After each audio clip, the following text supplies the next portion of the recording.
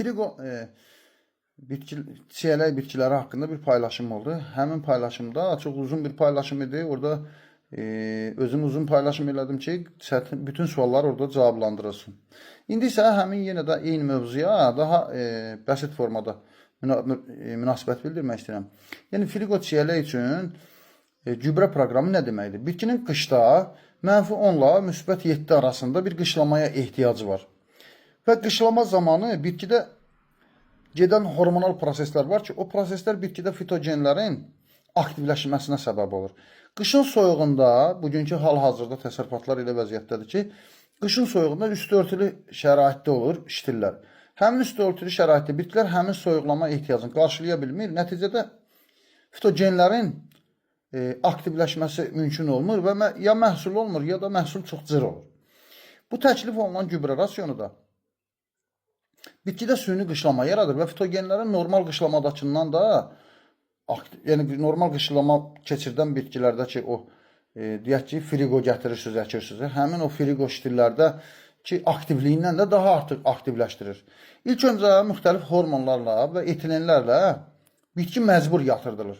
Hava isti olsa belə yatırdılır. Qısa gün bitkilərində bu 15 gün yatma bəs eləyir. Uzun gün sortlarında isə 25-30 günə qədər yatma təmin olunmalıdır və gübrələr vasitəsilə bunu təmin etmək mümkündür. Hal-hazırdakı iqlimimiz ona imkan vermir.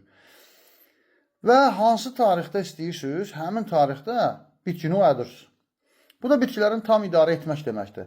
Nəticədə tam istirahət etmiş sağlam bir bitki və sağlam da məhsul əldə edirsiniz. Daha xaricdən hər hansı bir frigo ştil almağa da ehtiyac qalmır. Frigo ştildən də daha yüksək potensiallı məhsul əldə edirsiniz. Yeni əkilən bitkilər ki var, həmin bitkilərə birbaşa tətbiq olunmur. İlk öncə yeni əkilən bitkilərin adaptasiyası üçün tək komponentli gübrə ilə sulama aparılır və tam adaptasiya əldə ediləndən sonra frigo proqramına keçirsiniz. Öncədən əkilmiş sahəyə isə birbaşa frigo proqramını tətbiq etmək olur. Yəni köklənmiş, hazır adaptasiya olmuş ştillərdə. Bu prosesləri tək tərkibli gübrələrlə idarə etmək mümkün deyil. 3 ildir laboratoriya şəraitində çiyələk ştillərinin üstündə çoxlu sınaqlarımız aparılıb. Həm qısa, həm uzun gün bitkilərdə tam idarə etmə əldə edilib artıq. Frigo ştil üçün daha hansısa soyuq ölkələrdən ştil gətirməyə ehtiyac qalmır. Belə, yəni kim istəsə müraciət eləsin və ona sahəsinə uyğun konkret proqram hazırlansın və ona uyğun gübrələmə hazırlansın. Nəticəsini artıq biz laboratoriya şəraitində 3 ildir yüksək nəticədə əldə eləmişik. İnşallah ki, sahənizdə də düzgün bir şəkildə gübrələmə tətbiq edəcəksinizsə, siz də yüksək nəticəni əldə edəcəksiniz.